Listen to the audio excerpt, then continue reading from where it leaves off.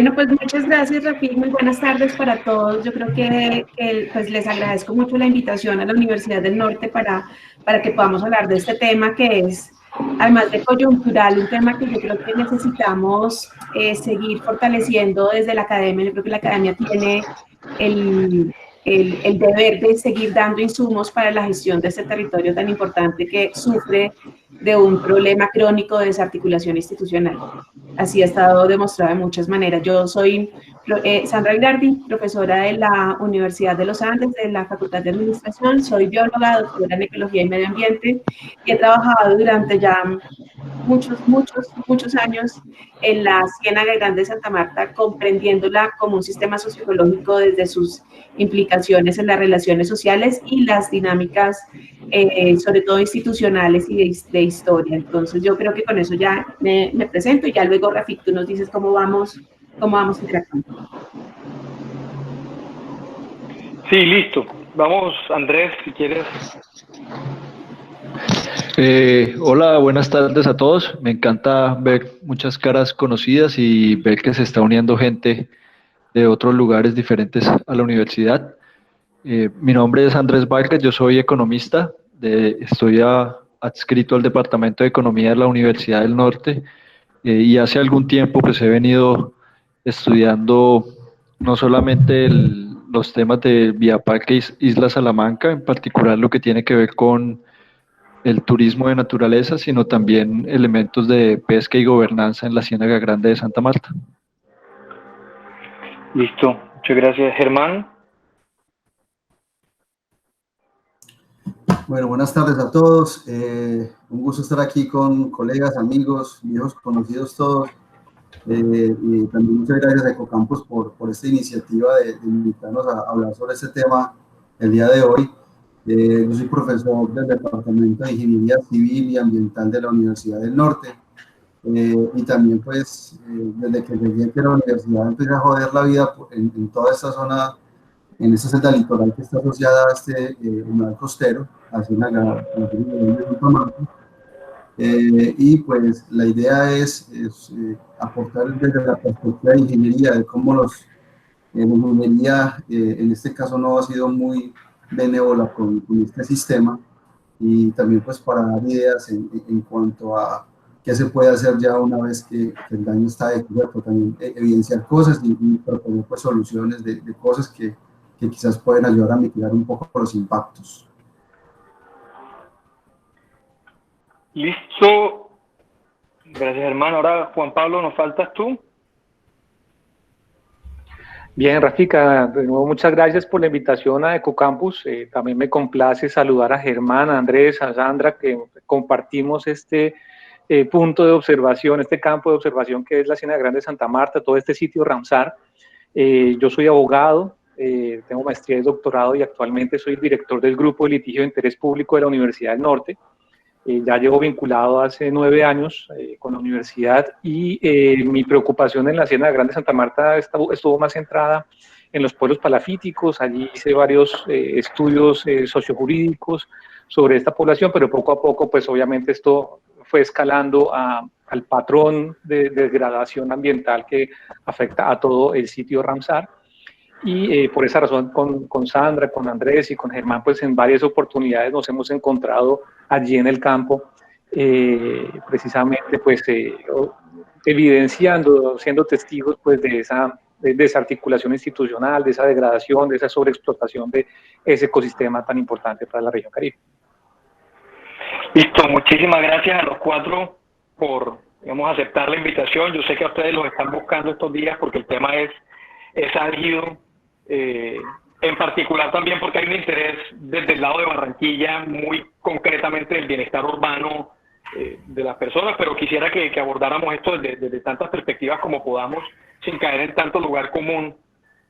Ya lo decía Juan Pablo más temprano, discutiendo, lo ponía sobre la mesa, tratar de evitar las cosas que ya son las que se ha dicho mucho y tratar de mirar hacia el futuro sobre lo que se puede hacer, el tipo de perspectivas que tenemos que tener en cuenta. Y yo sobre todo querría pensar una y otra vez, y se lo digo a la audiencia, piensen las preguntas o piensen lo que se está comentando, desde el cómo nos podemos articular nosotros con eso o cómo podemos nosotros presionar para que institucionalmente se articulen este tipo de estrategias colectivas, holísticas, grupales, etcétera, etcétera. Entonces quisiera, si quieren, mantenemos el mismo orden y pues no sé, ¿qué les parecería a cada uno de ustedes importante mencionar alrededor del contexto y de acciones que, digamos, o hayan fracasado o sean importantes hacia el futuro? Sí, algo de contexto y algo hacia el futuro, y arrancamos un poquito el conversatorio con eso. Perfecto. Rafik, yo quería, porque me parece importante en esa revisión del contexto, yo quiero mostrar una serie de imágenes a las personas que nos están acompañando, porque creo que nos ayudan a entender efectivamente de qué estamos hablando. Así que voy a compartir mi pantalla.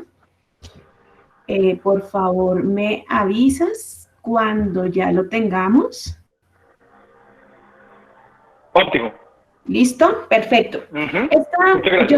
Yo sé que la utilización de esta herramienta de la NASA de información para el manejo de los fuegos puede ser bastante, hay gente que no le gusta, hay gente que sí, pero yo creo que es un instrumento que está ahí que nos ayuda a orientarnos sobre el tema. En esta imagen estamos viendo casi en su contexto lo que es el humedal Ramsar Ciénaga Grande Santa Marta, que va por aquí en este paleocauce del caño Schiller, el caño Ciego. Aquí baja por acá, va por acá por la zona de la Sierra Nevada de Santa Marta, la zona marina, y el límite de este lado, el límite occidental, es el río Magdalena. Fíjense que esta es una imagen de la última semana de los fuegos reportados por estos sensores, por el sensor VIRIS y por los sensores de MODIS.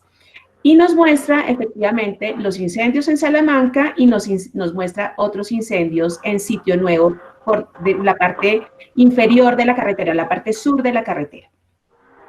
Entonces, esto es importante. Aquí tenemos los dos sistemas de parques naturales, el Vía Parque Isla Salamanca y el Santuario de Fauna y Flora. Lo digo porque a veces, digamos que yo entiendo la urgencia de centralizar muchas de las decisiones sobre Salamanca, pero no podemos olvidar que Salamanca es la parte ya más externa del delta actual y reciente del río Magdalena y que hace parte de ese complejo de los humedales Ramsar. Entonces, esto es lo primero que quería mostrarles. Y aquí vemos los fuegos o los sensores, lo que nos muestran los sensores de calor de esta última semana, entre junio 17 y junio 23. Aquí les quiero mostrar un poco lo que ha pasado en la evolución de esos sensores en el último año.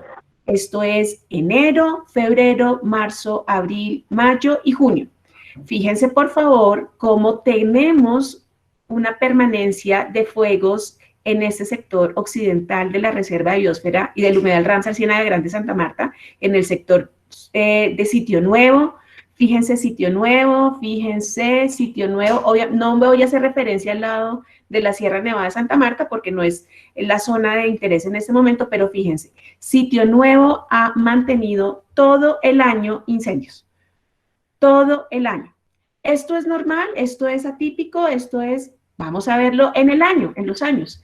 Aquí les traigo las imágenes de enero desde el año 2012 al 2013 con los sensores que tenemos.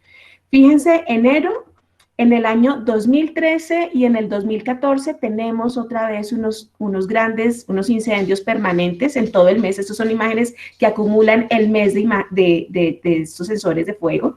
Entonces, tenemos en el 2013 y en el 2014 unos fuegos importantes, algo en el 2015, 2016 un poquito, 2017 un poquito, 2018 bajan, 2019 se vuelven a reactivar y 2020. Y vamos a hacer así con enero, febrero, fíjense, 2012 no, pero desde el 2013 estamos teniendo una tendencia importante con unos picos y luego se nos bajan en el 2016, 2017, pero se nos vuelven a reactivar en el 2019 y fíjense, 2020 otra vez incendios.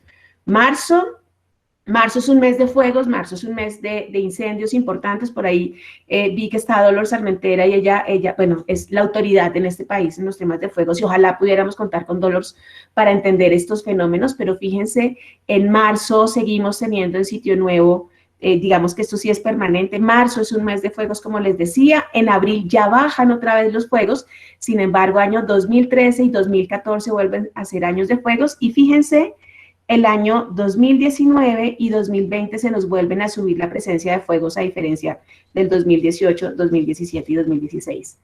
Mayo, y discúlpenme porque creo que es importante ver las tendencias, 2013, 2014 nuevamente meses de fuegos, los otros años con unos fuegos mucho menores, 2019 otra vez un poquito se incrementan, 2020 otra vez, aquí están los fuegos. Junio, 2013, 2014, 2015 un poquito, los otros años, fíjense cómo junio no son años en donde hay unos fuegos importantes, pero otra vez 2020.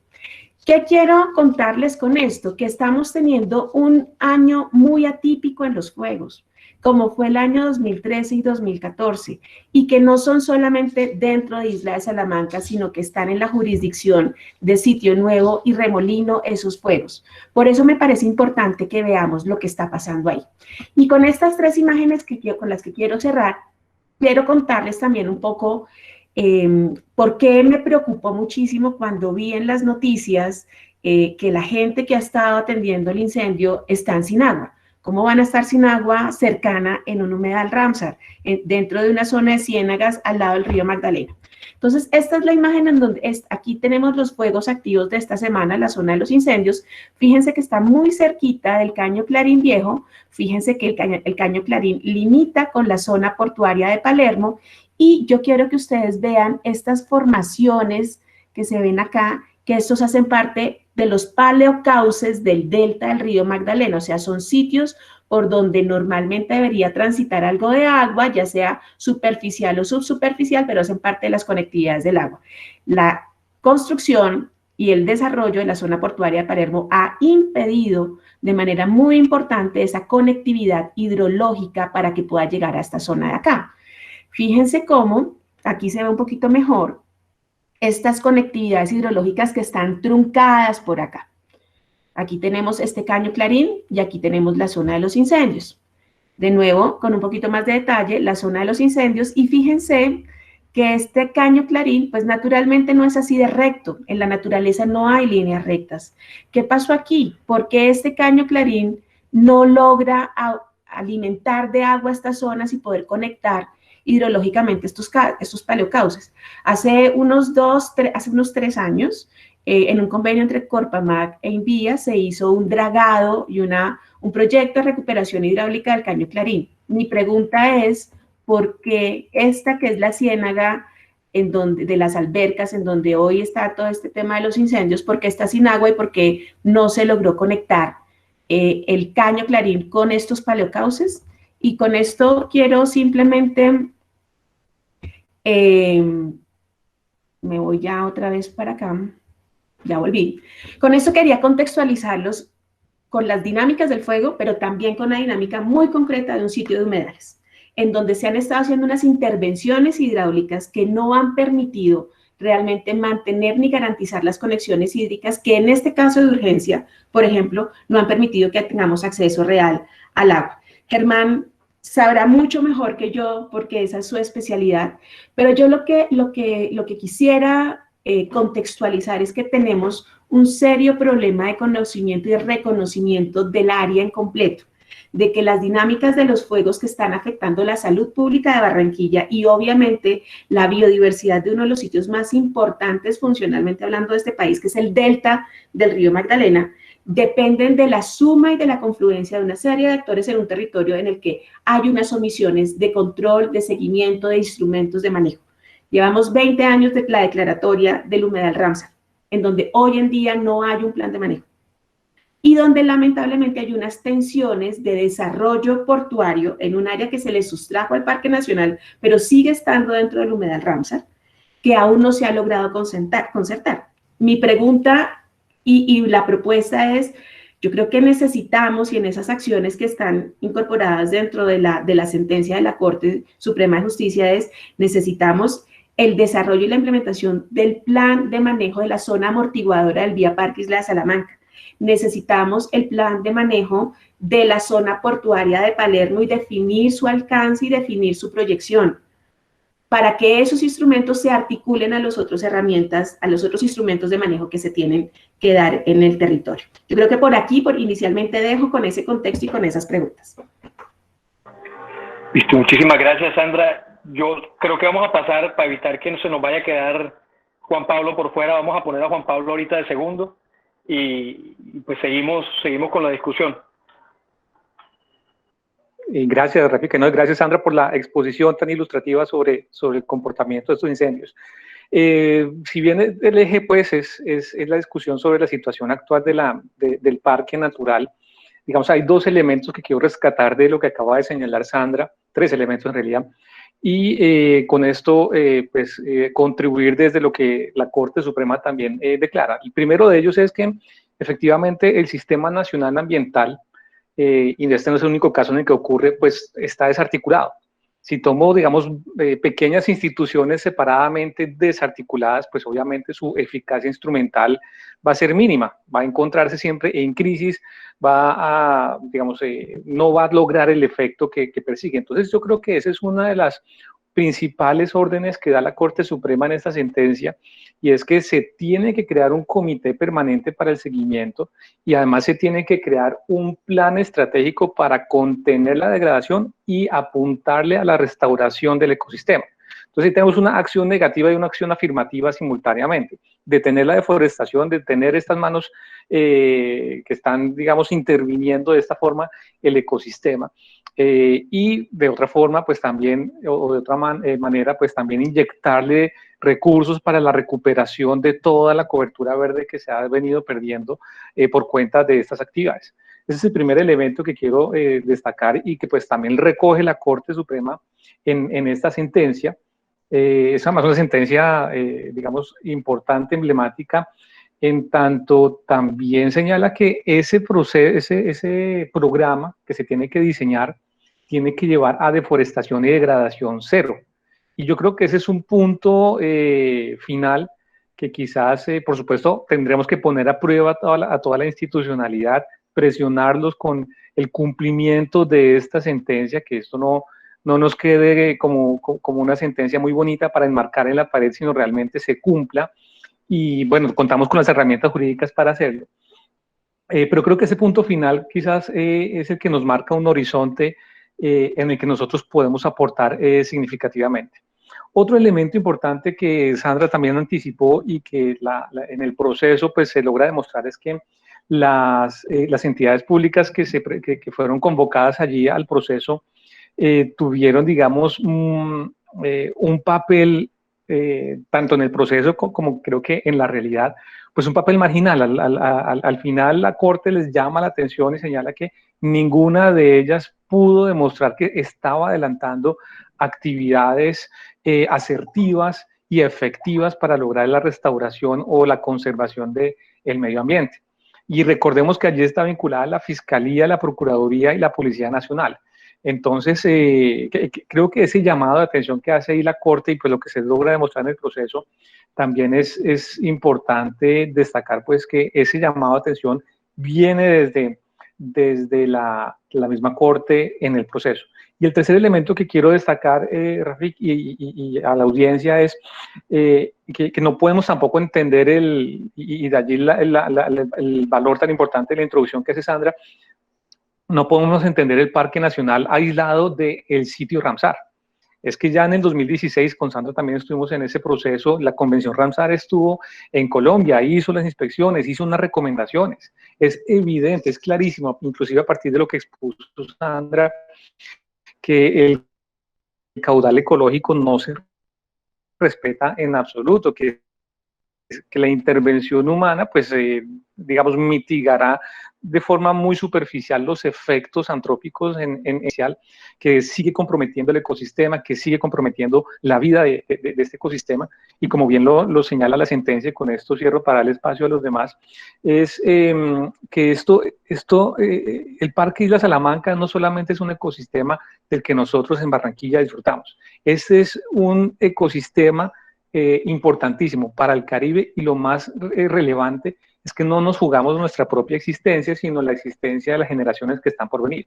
Por eso es que la tutela, digamos, uno de los elementos centrales de esta decisión y que nosotros argumentamos allí es que detrás de esto está la equidad intergeneracional.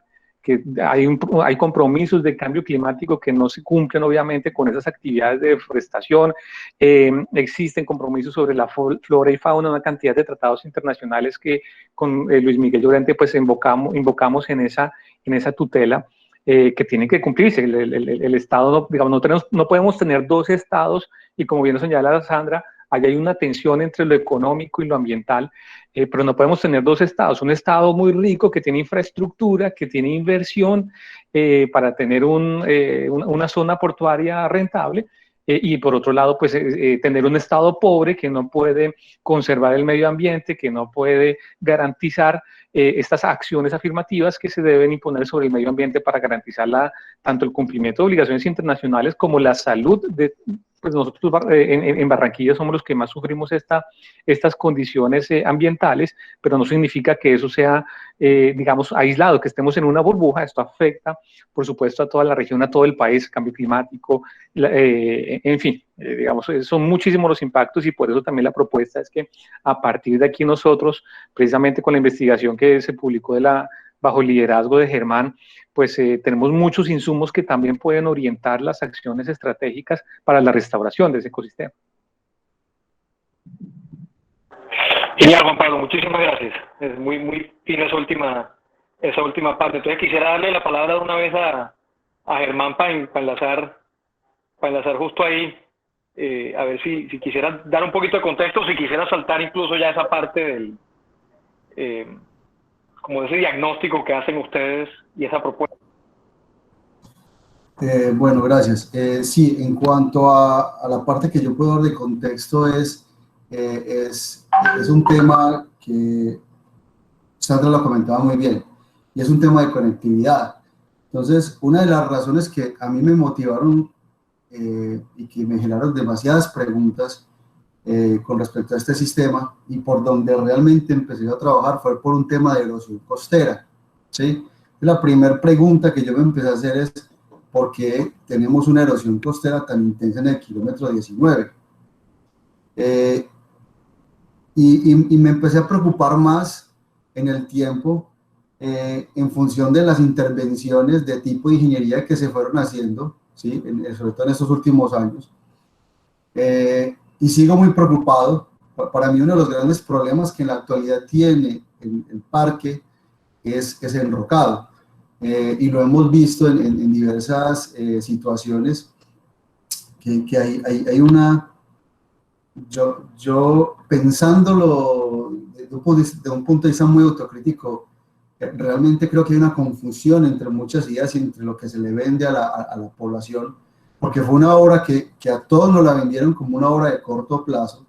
El corto plazo ya pasó, y yo tengo muy claro que es una obra demasiado invasiva, que genera unos efectos secundarios sobre todo el sistema, que afecta la conectividad del sistema costero, ¿sí?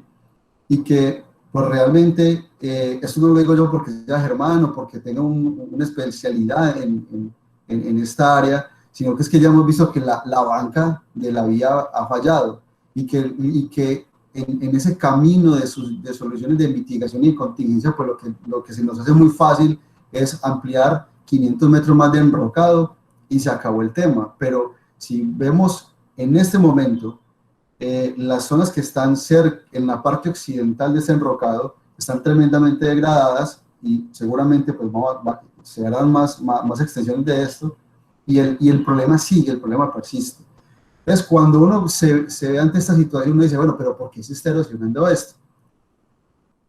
La primer problemática que se tiene es que no se ve el sistema, estos sistemas deltaicos, estos sistemas estuarinos, siempre se ven de forma aislada, nunca se observan y se incluyen dentro que es parte de la cuenca, ¿sí? Esto no tiene una visión de cuenca, y ahí empiezan los problemas.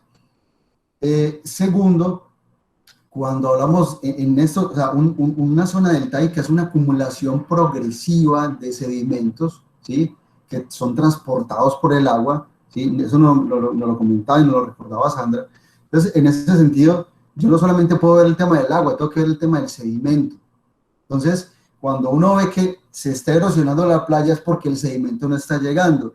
Debe empezar a reconstruir la historia hacia atrás, y ves a lo largo de todo el sistema costero, en Tasajera, en Pueblo Viejo, en Ciénaga, una serie de infraestructura costera mal establecida, mal concebida, con un acervo cultural en materia de protección tremendamente obsoleto porque es ingeniería del siglo XVIII, del siglo XIX. ¿Sí? Así es, eso es.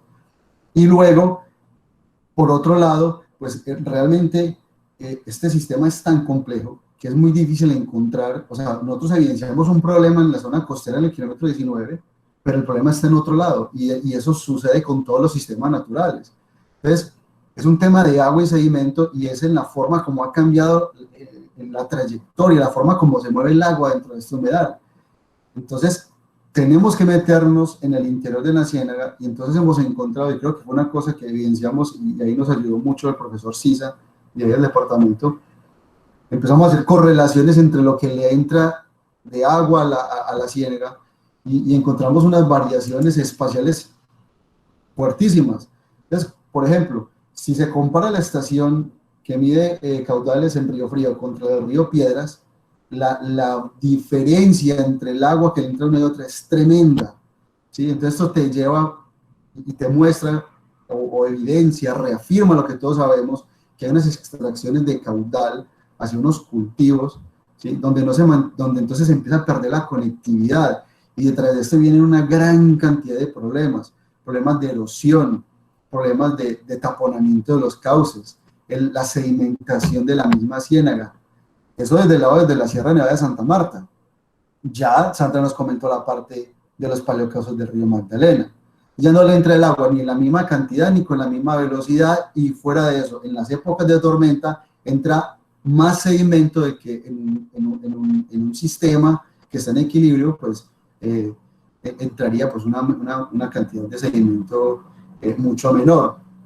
Entonces ya lo que sucede es que como el agua no entra con la misma tasa, con la misma velocidad, con los mismos caudales, no tengo los mismos niveles, pues al ser un sistema deltaico, es un sistema que es basculante, a veces entra la marea, ¿sí?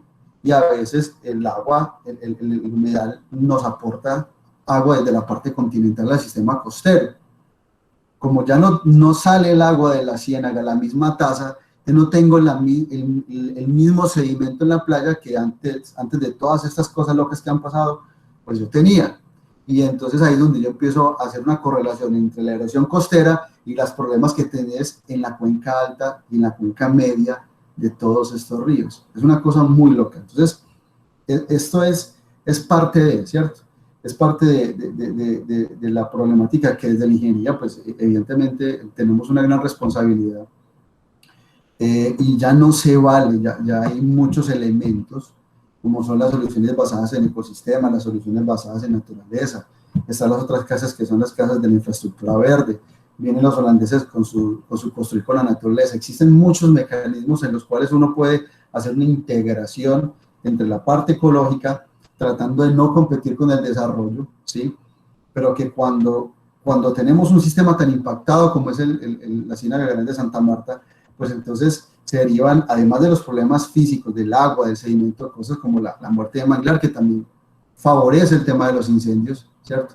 Solamente de por vía natural, en el cambio estacional, eso va a favorecer el tema de los incendios, porque ya tienes un manglar muerto, un material maderable que pues tiene mayor capacidad de combustión. Una cosa que dijo Sandra que a mí me preocupa mucho, sobre todo con ese tema el tema portuario, lo que se viene con la APP, el tema de la navegabilidad, y es las zonas de amortiguamiento, las zonas buffer, ¿sí? Sobre todo en una zona donde nosotros en esta investigación encontramos unas cosas maravillosas, y es que en toda esa celda litoral de Ciénaga Grande se da una dinámica del viento muy curiosa, muy particular, sobre todo en la época de marzo. Se concentran unos vientos que incluso todas las personas que hemos viajado hacia Santa Marta vemos que incluso a veces el viento te mueve el carro. Entonces, la dinámica meteomarina de la zona es muy compleja, y esto entonces, si lo combinas con un frente frío o si lo combinas con el efecto de un huracán, y esto lo relacionas con la pérdida de la zona de amortiguamiento, el efecto va a ser tremendamente nefasto, porque la función de este humedal es atenuar, mitigar el efecto de los eventos extremos, ¿sí? Entonces probablemente tendremos más inundaciones, tendremos incluso más degradación en un sistema que ya no tiene la capacidad para recuperarse cuando venga un sitio de estos y exacerbe más el desequilibrio ecológico y el desequilibrio físico de ese sistema, ¿sí? Ya pues iremos hablando un poco más en detalle, pero yo creo que desde la parte de ingeniería eso es lo más relevante, lo más preocupante, lo que más me preocupa a mí en este momento, ¿cierto? Es qué acciones se van a tomar, de qué manera, ¿sí? Con toda la dinámica económica que se viene para la región, en términos de navegabilidad, en términos de infraestructura, con esas autopistas que se tiene planteada pues, hacia Santa Marta. Entonces, pues ahí creo que hay mucha tela por cortar. Muchas gracias. Excelente, Germán, muchísimas gracias a ti también. Sí, me parece importante tener en cuenta entonces, solo como para ir recapitulando lo que acabas de decir, hay un asunto, una tensión por unas dinámicas naturales grandes en la cuenca y no estamos teniendo en cuenta el papel de amortiguador, de buffer de esto a largo plazo. Y también me parece interesante mencionar que hay una falsa dicotomía que, como dices tú, se ha ido superando en ese desarrollo ecología, ¿no? Desarrollo, bienestar ecológico, y que dices tú que ya hay incluso escuelas de pensamiento que dicen que eso no debe ser separado, si te entiendo bien. Me dice Juan Pablo acá que se puede quedar, así que no tenemos presión de tiempo con él, más allá que la presión que tenemos de estar hasta las 5. Bueno, Andrés, no sé qué quieras, por dónde quieras abordar esto, si quieres encajarlo con algo, simplemente, bueno, dale tú por... Bueno, no, yo creo que Sandra, Juan Pablo, Germán han aportado una cantidad de elementos valiosos. Yo quisiera como tocar dos temas partiendo de la siguiente idea, y es, si bien aquí estamos hablando del Vía Parque Isla Salamanca, pues el Vía Parque Isla Salamanca no es en sí mismo un área aislada, sino que es una parte integral de de toda la ecorregión de la Ciénaga Grande de Santa Marta. Y eso tiene pues las implicaciones desde el punto de vista de manejo, de gestión y de gobernanza. Y ahí donde quiero tocar el siguiente tema es parte de lo que hemos venido trabajando tiene que ver un poco con cómo se entrelazan estas lógicas políticas clientelistas que operan en Colombia con la capacidad de las autoridades ambientales para ejercer la autoridad, bien se ha dicho, en los territorios sobre los cuales ellas actúan. Entonces me parece que esto es bien importante tenerlo en cuenta porque nosotros, digamos, desde la academia, desde diferentes áreas, podemos decir, ofrecer algunas ideas de diagnóstico, los temas que menciona Germán sobre la falta de conectividad de los flujos hidrológicos y demás, pero en últimas esto compete no solamente lo que podamos entregar de información desde la academia, sino compete a las autoridades en las acciones concretas que ellas deban llevar a cabo. Y un elemento que me parece fundamental tener en cuenta y que va más allá de la interacción institucional entre entidades es cómo estas lógicas políticas y clientelistas del país terminan permeando la capacidad de gestión y de acción en el territorio de estos actores gubernamentales. Entonces eso es fundamental y esto me da para el segundo tema que me parece que es importante y es pues que si uno considera la gobernanza desde el punto de vista amplio, pues eso nos incluye a nosotros como ciudadanos y como sociedad civil. Y entonces, bueno, ahí queda una pregunta abierta de nosotros qué rol jugamos en ese aspecto, ¿verdad? Y también es como una invitación a que desde el lado de Barranquilla se vea Salamanca no solamente desde la perspectiva de los incendios, sino que podamos ir más allá de eso que es el disconfort que nos ocasiona sistemáticamente las quemas, por la razón que sea, ¿verdad? Y que entendamos que ahí hay una zona que es increíble que nosotros como personas podemos ir a visitar, en la cual podemos hacer turismo de naturaleza, ¿verdad? Donde podemos disfrutar de las aves, donde podemos hacer recorridos acuáticos y enfrentarnos a un paisaje que la mayoría de las personas tenemos al lado, pero nunca lo aprovechamos. Y quizás a partir de eso pueda apalancarse un movimiento de presión ciudadana más amplio en sus propósitos y más amplio en la cantidad de gente involucrada. Y bueno, eso era. Genial, Andrés, me encanta esa última parte porque parte de la preocupación tanto del Departamento de Química y Biología, de Ecocampus, y también con un colectivo un poquito más amplio de personas, es precisamente eso, es cómo nos podemos nosotros apersonar desde la academia o desde lo personal de esta situación, y más allá de decir, ay, hay que adueñarse, es concretamente qué tipo de movimientos, qué tipo de presiones, hacia dónde le metemos a esto el poquito de entusiasmo que pueda haber, motivado por lo que sea, por las quemas, por lo que sea que lo esté motivando en este momento a uno, y es dónde aguanta ser, dónde se requiere más presión ciudadana, sin eso, y que quisiera dejarlo abierto también para las demás personas del panel, donde la presión ciudadana es más efectiva y, digamos, hay gente que tiene ganas, ¿no? Estos días mucha gente nos ha escrito qué hacemos, qué se puede hacer, dónde, y yo me declaro culpable, yo realmente no sé por dónde. Yo lo primero que se nos ocurrió aquí con Ecocampus fue, bueno, listo, vamos a preguntar a las personas que están metidas, que están pensando en esto constantemente. Pero más allá de eso, quisiera, sí, que se atrevan un poquito ahorita ustedes a decirnos por dónde, a la medida que se pueda, pero por dónde podríamos gestionar algo de cualquier tipo de gestión. Y hablo entonces la siguiente parte del conversatorio hacia eso, hacia qué acciones directas, concretas, qué tipo de gestión se puede hacer, proponen ustedes desde investigaciones que tengan o desde perspectiva personal. Yo quiero... O si me quiere, qué pena, me tomo ahí la palabra porque bueno, terminé el ciclo pasado, empiezo este nuevo ciclo. Qué pena, Sandra, contigo.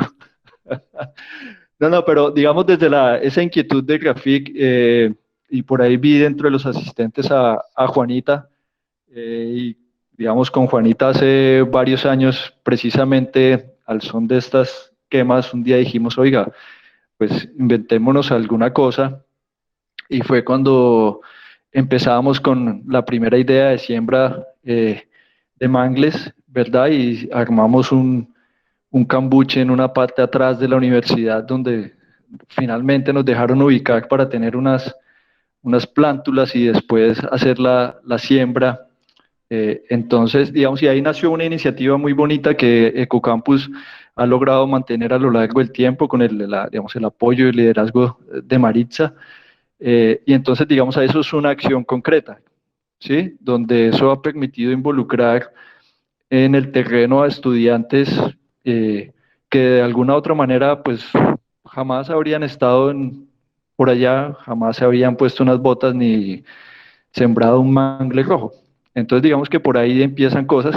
Yo siempre he pensado que eso tenemos que ver cómo uno es más efectivo en la comunicación de las cosas para que eso mueva más gente, pero creo que eso esos son acciones blandas, si se quiere decir de alguna manera, porque son orientadas a nosotros mismos como individuos, hacer algo, aunque ecológicamente pueda que no tengan ningún impacto, pero sí dentro de nuestra conciencia sobre las cosas quizás pueda tener una incidencia. Y luego están las acciones más duras, como las que valientemente hace Juan Pablo en todos los ámbitos, usando las armas del derecho para tratar de que algo funcione, ¿verdad?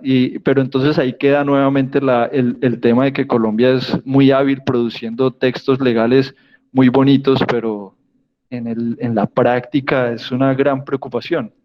Entonces ahí yo, digamos, dejaría con esa inquietud.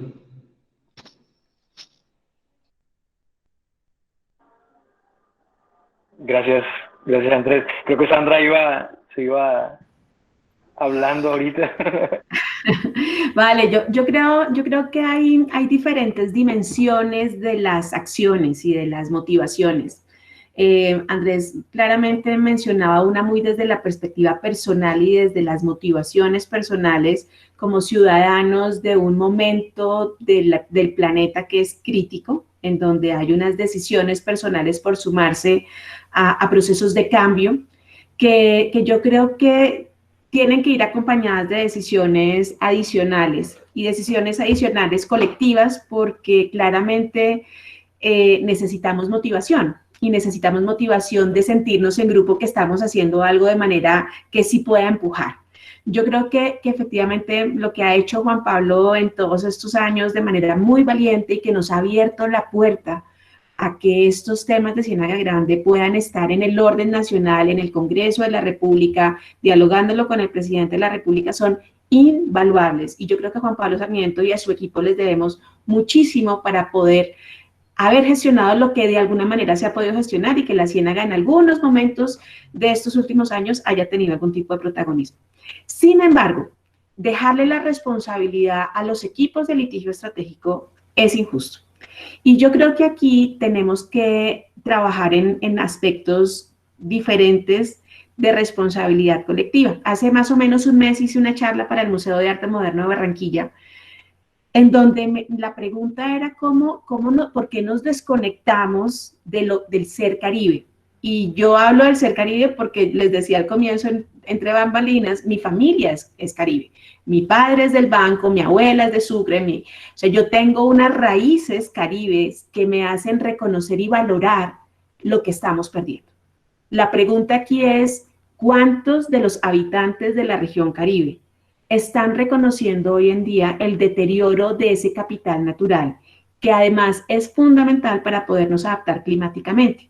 Porque la gente sigue viviendo en este planeta como si las cosas no fueran a cambiar, como si realmente nuestro norte motivacional es el mundo desarrollado o Miami, o que nos convirtamos en eso. No, tenemos un país lleno de riquezas que las estamos acabando, y yo ahí los quiero invitar a que vean, por favor, el último reporte del Instituto Humboldt de la huella humana y vean la región Caribe para que se asusten. O sea, la sostenibilidad real de la economía y de la sociedad caribe ante el cambio climático con el deterioro de los ecosistemas es muy grave. Y yo siento, por lo que veo en las discusiones y en los debates de los planes de desarrollo, de los planes tanto municipales como departamentales, que todavía la sociedad del Caribe no es consciente de eso. Entonces, el segundo llamado es, por favor, informémonos de la gravedad, de la magnitud de las cosas. Y ahí creo que el papel de la academia es muy importante en esa interfase de la ciencia a una divulgación efectiva de la realidad. Yo durante muchos años fui profesora en la Universidad del Magdalena, 15 años, e intenté hacerlo. Y creo que más que mis papers, porque tampoco pude hacer muchos, creo que sí hice un papel importante en la divulgación científica y en la incidencia en toma de decisiones, o al menos en la divulgación más allá del aula. Entonces yo creo que aquí hay un llamado importante a las universidades. Yo creo que la Universidad del Norte hoy abre un espacio muy interesante y muy valioso para que podamos hacer un poquito más de esa divulgación de la situación tan crítica que tenemos, porque el tema aquí, la dicotomía conservación versus desarrollo, se acabó hace décadas, como lo dijo Germán, pero se sigue insistiendo. Fíjate en los debates en los que a veces participamos es, no, pero no, aquí esto es conservar para el bienestar y para la adaptación climática. Por favor, o sea, el tema ya no es ese, necesitamos ver lo que nos espera al frente. Entonces, yo creo que hay acciones desde la pedagogía, desde la transmisión y socialización de conocimientos, del papel activo de la universidad, para que podamos también acoger a esos colectivos de ciudadanos motivados, interesados, y con ellos arrancar. Necesitamos que la ciudadanía de Barranquilla se siga acercando y cohesionando. Yo quiero hacerles una cuña también sobre el tema de calidad de aire. Yo creo que hay acciones de ciencia ciudadana muy valiosas. Maritza ha estado haciendo unas cosas muy importantes, pero yo creo que, por ejemplo, tener la conciencia de los datos de calidad de aire cada ciudadano en Barranquilla, porque esos datos no son transparentes. ¿Cuál es el grado de afectación de la calidad de aire? Y hoy en día hay una gente que tiene unos sensores súper cómodos que la gente los puede llevar en su bicicleta, puede pegarlos en su casa o en su apartamento, y ahí se empiezan a generar acciones de transparencia y de ciencia ciudadana y de acción colectiva para la toma de decisiones. Con esto yo creo que les dejo ahí algunas ideas motivadoras. Muchísimas gracias, Andrés, me encanta. Sí, Maritza lo menciona, ya lo hemos discutido en algún momento, pero es pensarse el monitoreo desde nosotros, científicos o no científicos, de tradición, de estructura, de carrera, para apropiarnos, como que no solamente ciencia ciudadana, sino como, no sé, como entender la realidad como ciudadanos, ¿sí? Como acercarnos a la realidad y no dejar que nos cuenten las cosas. Bueno, no sé si hermano Juan Pablo quieran intervenir o si quieran unirse a esa, digamos, a ese llamado. Si quieres, quiero decir solamente 4 cositas muy puntuales, agradecerle obviamente la generosidad de las palabras a Sandra, y cuatro aportes que quisiera hacer desde el derecho, desde la institucionalidad, desde la teoría del Estado, y creo que también aquí hay varios estudiantes de derecho, seguramente que si no están en este momento verán esto después, pero no solamente para estudiantes de derecho, para la institucionalidad en general. Quiero hacer llamado de atención en lo siguiente, fíjense que Luis Miguel es un estudiante de derecho, ¿no? ¿Eso qué significa? Que cualquier persona puede iniciar una acción de esta naturaleza. Por supuesto que esta, digamos, tuvo un desarrollo, inclusive quería resaltar también de la colaboración de todos los profesores. Aquí también tuvimos una reunión súper importante con Juanita, con Andrés, con Germán, donde nos sentamos a recaudar, con Maritza también, a recaudar información para construir esa tutela. Pero digo esto por lo siguiente, y es que no podemos olvidar que el silencio también es cómplice. Y tenemos en la mano todos el deber de, primero, desnudar esas redes de poder que también han cooptado, han capturado esta institucionalidad. Y que, como les decía, nos llevan a esa dicotomía, a esa antinomia absurda de señalar que el país es pobre, tiene una institucionalidad débil, pero a la vez tiene millones de pesos para construir una doble calzada, tiene millones de pesos para el desarrollo portuario, para dragados, etcétera. Entonces, digamos, ¿en qué país es el que le vamos a dejar a nuestras generaciones futuras y qué país vamos a vivir nosotros? También nos estamos creyendo el cuento de que las consecuencias de esto vienen más adelante. La calidad del aire que estamos sintiendo, que estamos sufriendo en este momento es ahora. Lo segundo, también otro elemento importante es que las herramientas para denunciar son, digamos, muchísimas, pero de nuevo, como el silencio es tanto, pues también se diluye en medio de toda esta del día a día, se nos olvidan los temas, hoy tenemos un incendio, en 8 días ya no hay incendio, entonces se nos olvida el Parque Isla Salamanca, y eso no puede pasar, digamos, si esto no se hace constante, si esto no se señala en la opinión pública y en la opinión académica constantemente, pues se olvida, desaparece, se diluye en medio de nuestra realidad que es tan trastornada. El segundo punto que quería hacer es que la defensa del medio ambiente se tiene que neutralizar ideológicamente. Esto no es un problema ni de izquierda, ni de derecha, ni de centro, ni de arriba, ni de abajo, es un problema de toda la humanidad, de todos nosotros. Entonces, detrás de eso también subyacen algunos discursos de que el que protege el medio ambiente está en contra del desarrollo económico, no sé qué, nos quieren ver a todos pobres. Hombre, eso es completamente falso. Es que es un deber constitucional, está en la Constitución, artículo 79, es clarísimo. El Estado tiene que garantizar la utilización de los recursos de forma razonable, racional, para garantizar la vida, y no cualquier vida, sino la vida de calidad para las generaciones que están por venir. Yo quisiera también destacar y señalar pues, que el poder de uno hace muchas cosas, y me refiero a las iniciativas también que tuvo Andrés, por ejemplo, con Juanita. Eso parece, digamos, pequeño, pero como bien lo señalan los principios de desarrollo sostenible, uno tiene que pensar local para cambiar global. Entonces, puede pensarse que de pronto una microacción no es tan significativa, pero al final la sumatoria de estas microacciones son las que realmente logran, porque en el sentido contrario, por supuesto que también tiene un impacto. Si yo todos los días saco mi vehículo y es de 5 litros y le meto toda la gasolina, diésel, lo que sea, pues hombre, puede ser que yo no me voy a tragar esa combustión, pero al final de cuentas, si todos hacemos lo mismo, degradamos el ambiente de forma mucho más rápida. Entonces, el poder de uno realmente es importante para esto. Otro elemento que quería señalar era digamos, ya acepto la crítica de Andrés también, estamos en una cultura santanderista, ¿cierto? O santanderiana, no sé cómo le dicen, pues, del culto a la ley, de sacar unas sentencias emblemáticas. Esta es la quinta sentencia de esta naturaleza y en el mundo se cuentan muy pocas. Y sacamos pecho y bueno, nos sentimos, digamos, inspirados por estas acciones afirmativas en papel. El tema es volverlas o llevarlas a la realidad, pero de todas maneras el paso en el papel en este momento sí es importante. Y sobre todo por lo siguiente, y es que hay una parte muy bonita de la sentencia, me permito leer una frasecita que quiero transmitirle aquí también a la audiencia, y es que la Corte protege la fauna y la flora que la humanidad comparte sin ningún viso de superioridad, en un plano igualitario e interdependista en el que se cohesiona para hacer llevadera la vida de todos en la Tierra.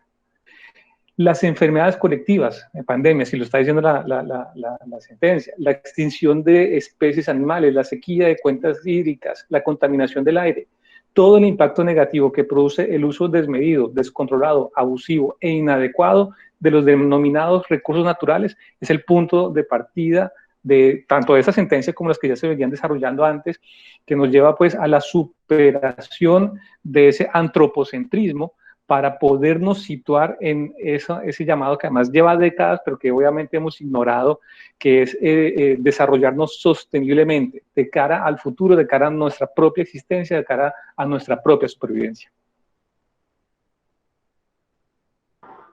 Gracias, Juan Pablo, y quisiera como interrumpir un momentico porque he visto una pregunta que sale 2 veces en el chat y vamos a atacarla por ahí. Preguntan Ramón Montes y José Antonio Ayala después que cambie el hecho de que la Corte Constitucional declare sujeto a esta área protegida. Lo preguntan porque si ya no era sujeto desde hace rato, sujeto de derecho desde hace rato, ¿qué particularmente cambia respecto a lo que ya existía al ser, aquí dice, sitio Ramsar y reserva de la UNESCO? Digamos, para la audiencia menos... Bueno, la respuesta es un poco técnica, espero poderla traducir bien, pero digamos, que sea sitio Ramsar, que sea un ecosistema, digamos, claro que le da una protección, pero una protección al derecho colectivo al medio ambiente, que es un derecho de tercera generación. Esto, digamos, tiene, o cuando se subjetiviza un ecosistema, digamos, se le brinda una personalidad jurídica y se le impone al Estado un deber de protección de existencia de ese ecosistema. Un poco una ficción jurídica que consiste en que no solamente tengo que proteger el medio ambiente, sino que tengo que proteger a las generaciones futuras, la existencia de las generaciones futuras, con una herramienta jurídica que es muy potente en este caso, como lo es la acción de tutela. Y que sea declarada sujeto de derecho, entonces nos, digamos, pone, digamos, no es un tema solamente discursivo, sino que pone la existencia de ese ecosistema al mismo nivel de la existencia que tenemos cada uno de nosotros en nuestra existencia. Es decir, las mismas herramientas constitucionales para la protección del derecho a la vida mía y de cada uno de los que está escuchándonos se activan para ese ecosistema. Y de allí, como les mencionaba al principio, eso también activa otras dimensiones del quehacer institucional, porque no solamente es una acción negativa de evitar la degradación del medio ambiente, sino una acción positiva de restaurar el ecosistema. Entonces, de allí, digamos, la importancia, y además, como lo que tenemos aquí es una tutela, cuando la Corte Suprema de Justicia declara este ecosistema como sujeto de derecho, nos abre 2 puertas, que son los dientes que tenemos detrás de esto. Obviamente esto que no suene como una amenaza, mucho menos, pero si no se cumple la tutela, tenemos la herramienta del desacato y tenemos una herramienta jurídica penal, que es el incumplimiento, el fraude a resolución judicial, que digamos ya le pone otro nivel, otro volumen a esto. Antes, digamos, con la protección al medio ambiente tenemos, digamos, acciones más difusas, que yo creo que es en alguna medida lo que ha justificado que la protección a este ecosistema se haya diluido en el tiempo. En cambio, con un reconocimiento a la subjetividad, a la personalidad jurídica de este ecosistema, ya tienes obligaciones de plazo inmediato, que, como lo señala la misma sentencia, pues lleva a obligaciones estrictas de llevar a cero deforestación y degradaciones del ecosistema, la creación de un plan para la restauración del medio ambiente, en fin, digamos, eso le mete un acelerador y moviliza la institucionalidad de una forma muy distinta. Entonces, no sé si, espero haber sido claro, pero digamos, el cambio de la transformación de un derecho de tercera generación a uno de primera generación es muy importante. Voy a decir otra cosa que es súper técnica y esa sí no sé cómo traducirla, pero voy a decirlo en el siguiente sentido. Y es que esta sentencia también es importante porque prescinde del criterio de conexidad. ¿Qué significa esto? Que cuando tú tienes un derecho de segunda o tercera generación, para que puedas presentar una acción de tutela para defender un derecho, tiene que estar involucrado un derecho fundamental. Aquí esta sentencia no se mete con esto, de una vez está entendiendo que el medio ambiente es per se un derecho humano, es un derecho fundamental que se materializa directamente con la acción de tutela, entendiendo que si el derecho al medio ambiente no se respeta, sacrifica el derecho a la existencia de las generaciones que están por venir. Sí, no sé qué tan técnico, pero yo creo que entendí. Muchísimas gracias, Juan Pablo. Me parece que queda, al menos me queda a mí claro. Yo también estaba un poco, cuando vi la pregunta, no estaba tan claro en cómo, no soy abogado ni por ahí cerca. No sé si Germán quisiera ahorita abordar esto también desde la ingeniería o del quehacer un poco más concreto, no sé, claro, desde lo civil.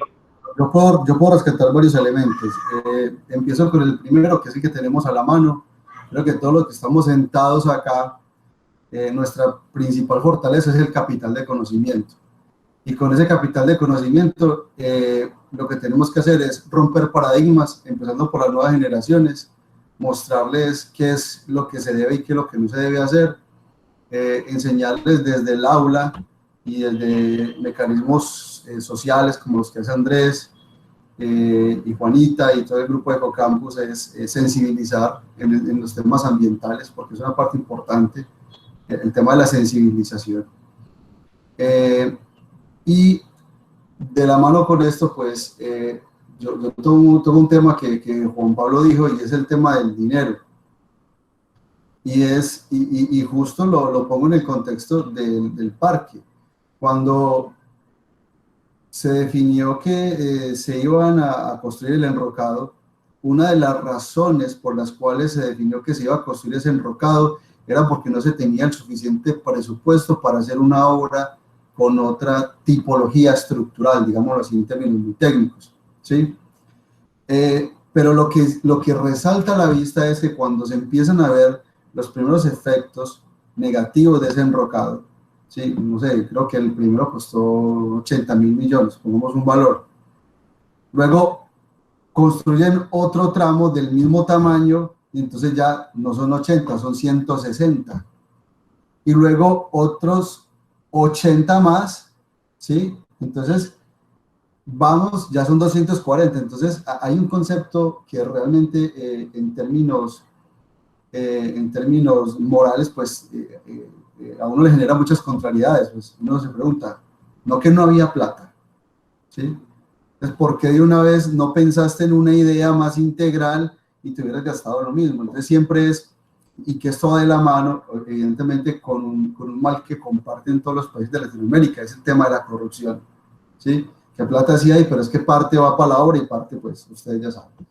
Entonces, en ese sentido, es un tema que desde la parte ética hay que trabajar mucho también desde la academia, ¿cierto? El tema ético, y que es una de las cosas que hoy por hoy, sobre todo en la rama de la ingeniería, se viene presentando, el tema ético, no solamente con obras costeras, sino con obras de infraestructura en las ciudades y todo lo que se viene. Entonces, claro, o sea, a nivel de ingeniería tenemos ahorita una gran tarea en ese sentido, el tema ético y el tema moral, de que uno no puede venderse por 2 pesos, ¿cierto? Y viene un tema entonces de gobernanza de la mano de los anteriores. Primero, porque pues está el tema de la corrupción, está en términos de leyes, somos creo, no equivocarme, el 1 o el 2 de los países de Latinoamérica, que por ejemplo no tenemos una ley de costas, una ley que regule todas las actuaciones que se tienen que hacer en el sistema costero. Y eso ya de entrada pues deja mucho que decir. El tema a nivel de gobernanza en cuanto a paradigmas también, pues hay un papel como academia y una lucha que yo vengo pues desde hace mucho tiempo, es haciendo es mostrarle a un tomador de decisiones, porque caemos de pronto en una mala costumbre de atacar al tomador de decisiones y decir, bueno, usted porque siempre hace lo mismo, pero quizás es que hace lo mismo porque es que no tiene otros elementos, no hay quien le diga, viejo, hay otra cosa, no tiene que ser espolón a toda hora, no tiene que ser enrocado. Entonces también es cómo nos acercamos nosotros como profesionales de esta rama, como academia, a donde un alcalde y decirle, hombre, se puede hacer estas cosas. Pero también hacerle entender de que si yo hago una obra que no se ve y que no le va a dar votos, no pasa nada, ¿sí? De todas maneras, estás protegiendo tu población contra el largo plazo, ¿sí? Porque es que resulta ser que en Colombia todas estas obras de protección se disparan en épocas electorales, ¿sí? Nada más mire el año pasado cuántos espolones colocaron frente a Salgar, una batería como de 6, y querían poner otros 10 en Puerto Colombia, ¿sí? En época de elecciones. Después pasa la marea electoral y mire Ciénaga como está ahorita. Y entonces, ya pensándolo en cambio climático, pues yo creo que sí es, como ingeniero, realmente hay mucha tela por cortar, porque incluso pues a nivel de ingeniería falta mucha actualización en cuanto a técnicas constructivas, en cuanto a elementos de lo que se viene haciendo. También hay que ser consciente de que pues esto que se viene manejando pues es un concepto nuevo, esto de construir con la naturaleza, soluciones basadas en naturaleza, pero sí tenemos que tomar casos que hayan servido en otros lados. Por ejemplo, tenemos un viaducto en Cartagena que es un elemento de comparación. Evidentemente tiene unos impactos como toda obra civil, pero es un elemento que dentro de todo lo que pudo haber podido pasar en la zona de Crespo, creo que pasó lo mejor.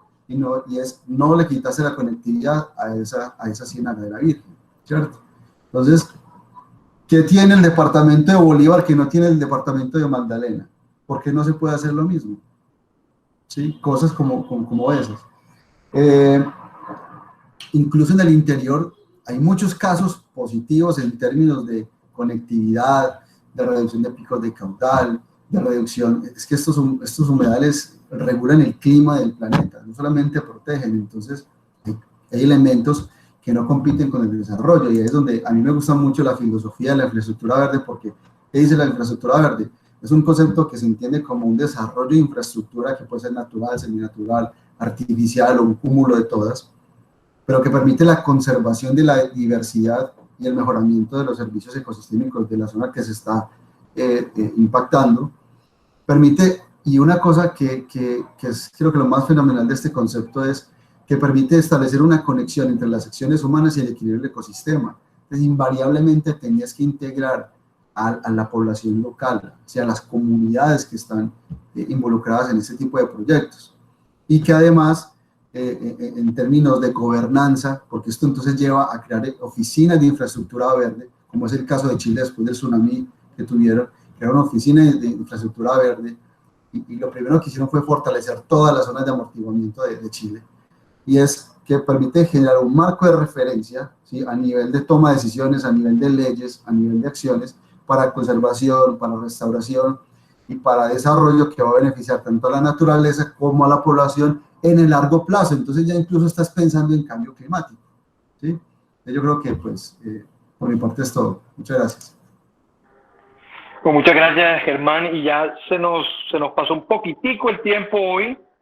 La idea de esto, y lo queremos poner, digamos, como Ecocampus sobre la mesa, es, digamos, regularmente empezar a consultarle a la comunidad y como lo decían un par de ustedes, ir mediando un poquito más la comunicación entre, digamos, la academia, pero yo no quiero dejarlo solamente en la academia, sino la gente que está pensando y preocupándose en esto.